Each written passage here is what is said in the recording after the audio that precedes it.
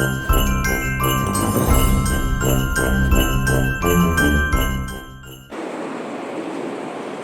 عليكم ورحمة الله تعالى وبركاته. الحمد لله رب العالمين والصلاة والسلام على رسوله سيدنا محمد وآله وصحبه أجمعين. புகழ் அனைத்தும் அல்லாஹ் ஜல்ல ஷானஹு வ தஆலாவிற்கு உரித்தாகுமா. கண்ணியத்திற்கும் மரியாதைக்கும் உரிய அல்லாஹ்வின் நல்லடியார்களே, அல்லாஹ்வினுடைய அளவற்ற அருளால் 4வது நாள் தராவீஹ் தொழுகை நாம் இப்பொழுது அமர்ந்திருக்கிறோம். அல்லாஹ் தஆலா நம்முடைய இந்த சிறப்பான தொழுகையை கபூல் செய்வானாக. ஆமீன்.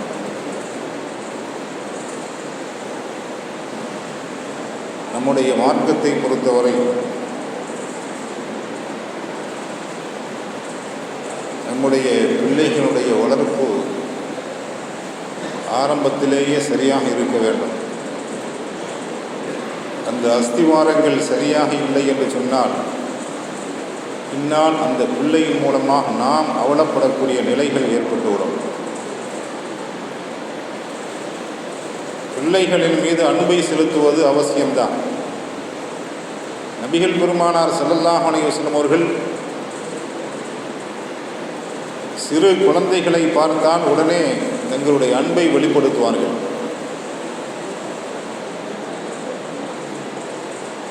ஆனால் அந்த அன்பும் அதிகமாகும் பொழுது அந்த பிள்ளைகளுடைய தவறுகள் கூட அவர்களுக்கு தெரிவதில்லை. அந்த அன்பு என்பது மறைத்து விடுகிறது. இதற்கு காரணம் பெற்றோர்கள். சிறு பிராயத்திலேயே எத்துணை தவறுகளை பிள்ளைகள் செய்து கொண்டிருக்கிறார்கள் என்பதை நாம் செய்தியின் மூலமாக காணுகிறோம். அதற்கு காரணம் என்ன என்று சொன்னால், பெற்றோர்கள் அவர்கள் செய்யக்கூடிய தவறுகளை கண்டும் காணாமல் இருந்து கொள்வது, அல்லது என்ன செய்வது, நாமும் சிறு பிள்ளையிலே இப்படித்தானே இருந்தோம் என்ற நிலைகள் அவர்களுக்கு மத்தியிலே இருப்பதன் மூலமாகத்தான் தவறுகளுக்கு காரணம் ஏற்படுகிறது. நாமும் அந்த பிள்ளையை இறுதி காலத்திலே முதியோராக ஆகக்கூடிய நேரத்திலே எனக்கு பிள்ளையே இல்லை என்று சொல்லக்கூடிய அளவிற்கு அந்த பிள்ளைகள் நடந்து கொள்ளக்கூடிய நிலைகளை எல்லாம் நாம் பார்க்கிறோம்.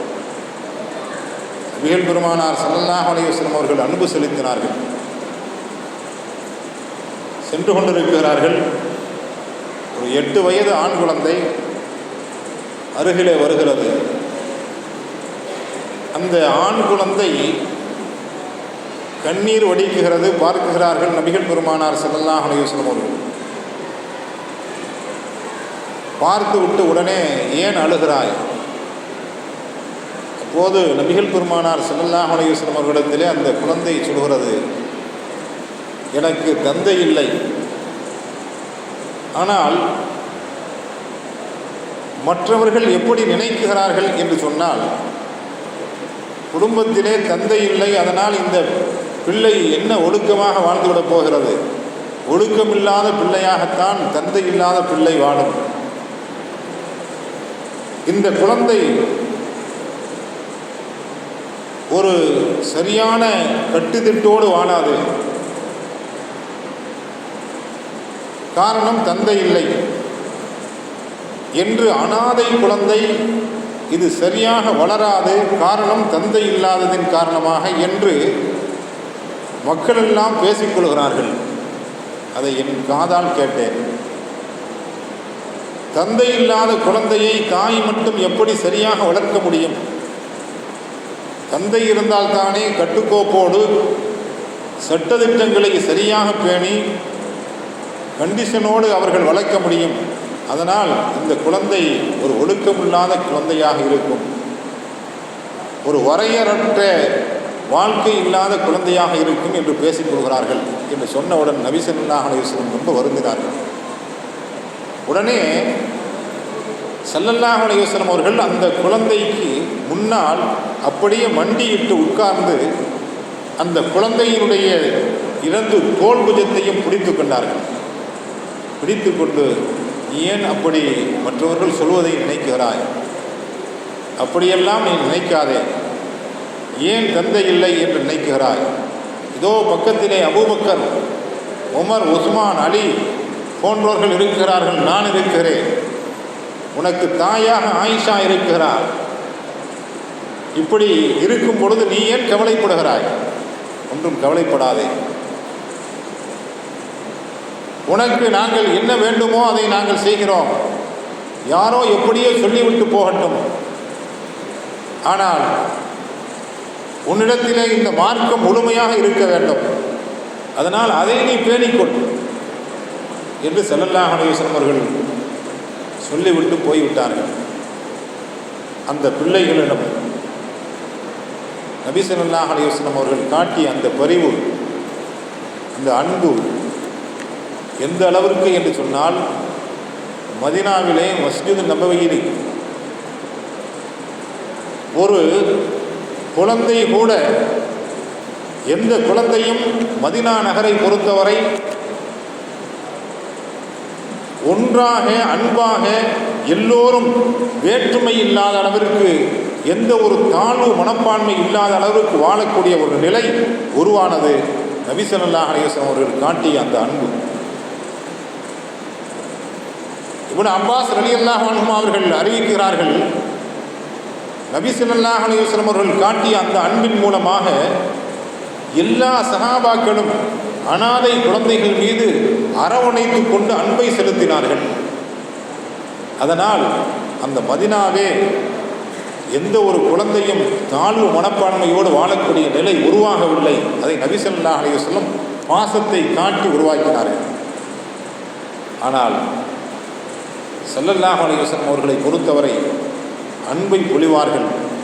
அதே போன்று நாம் குழந்தைகள் மீது, சிறு பிள்ளைகள் மீது, குறிப்பாக அனாதைகள் மீது நாம் அன்பை காட்ட வேண்டும். அதே நேரத்தில் மார்க்கத்தை நாம் தவறவிட்டு விடக்கூடாது. இன்னைக்கு எத்தனை பிள்ளைகள் சுன்னத்தை இழந்திருக்கிறார்கள்.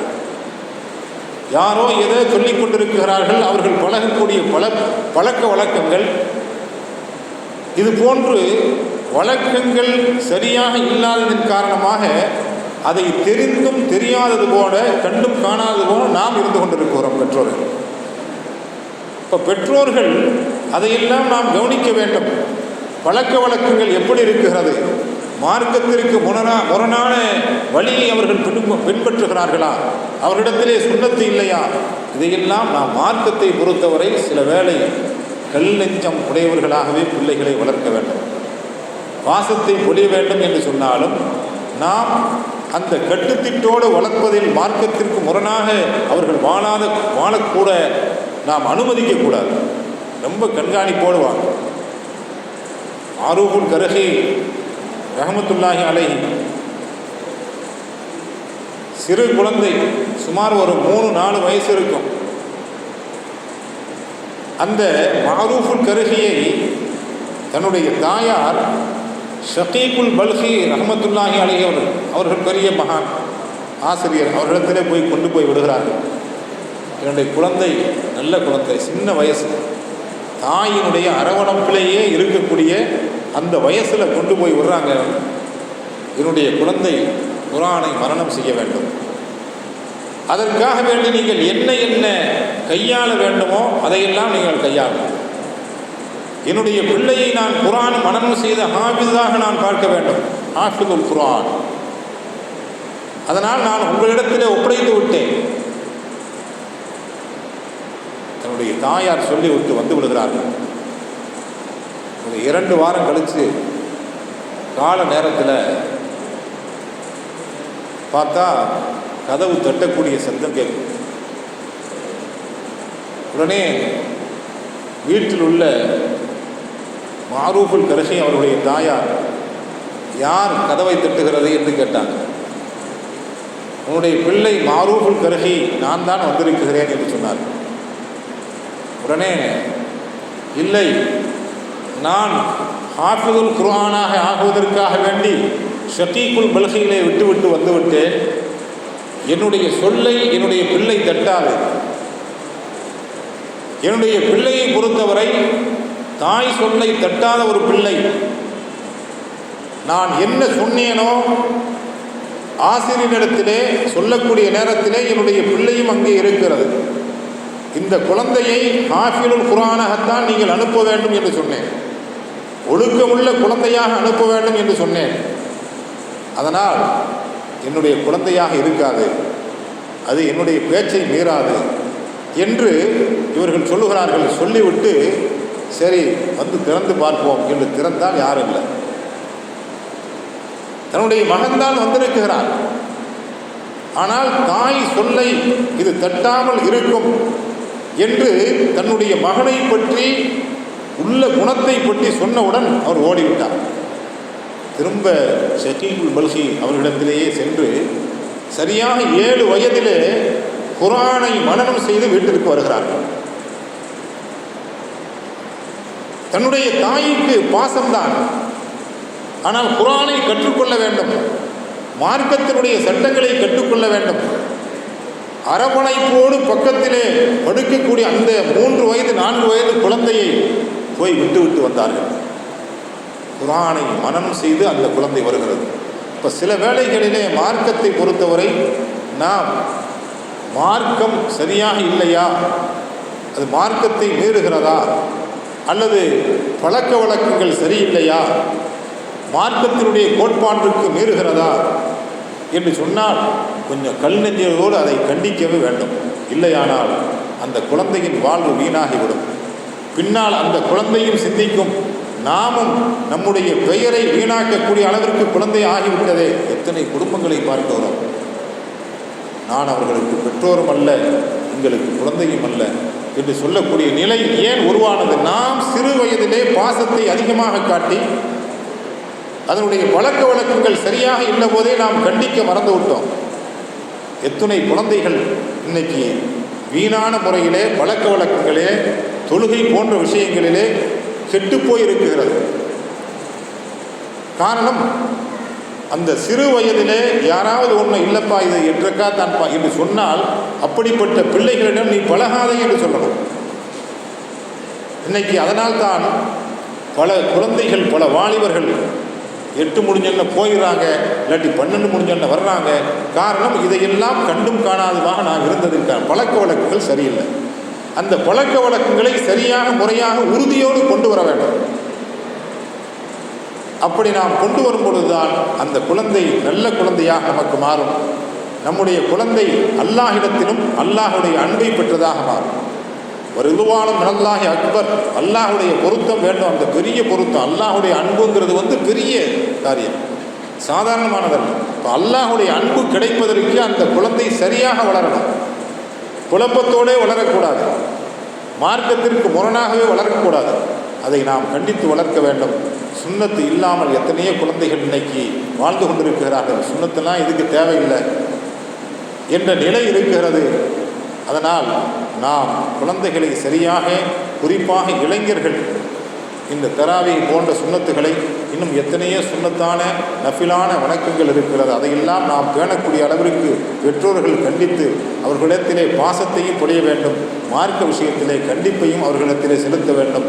அல்லாஹ் தஆலா நம்முடைய பிள்ளைகள் எல்லாம் மார்க்கத்திற்கு உகந்த பிள்ளைகளாக, மார்க்கத்தினுடைய சட்டதிட்டங்களை சரியாக முறையாக பேணி வளரக்கூடிய அந்த வாய்ப்பையும் அல்லாஹ் தந்தருள்வானாக. ஆமீன் ஆமீன். வஆஹிரு தஅவானா அல்ஹம்துலில்லாஹி ரப்பில் ஆலமீன். பிஸ்மில்லாஹிர் ரஹ்மானிர் ரஹீம். அல்ஹம்துலில்லாஹி ரப்பில் ஆலமீன். اللهم صل على سيدنا محمد وعلى ال سيدنا محمد وبارك وسلم عليه. اللهم يسر لنا امورنا وامور الدنيا والاخره انك على كل شيء قدير. اللهم زدنا ولا تنقصنا ولا تسلط علينا من لا يرحمنا برحمتك يا ارحم الراحمين. صل على النبي محمد وآله وصحبه اجمعين والحمد لله رب العالمين.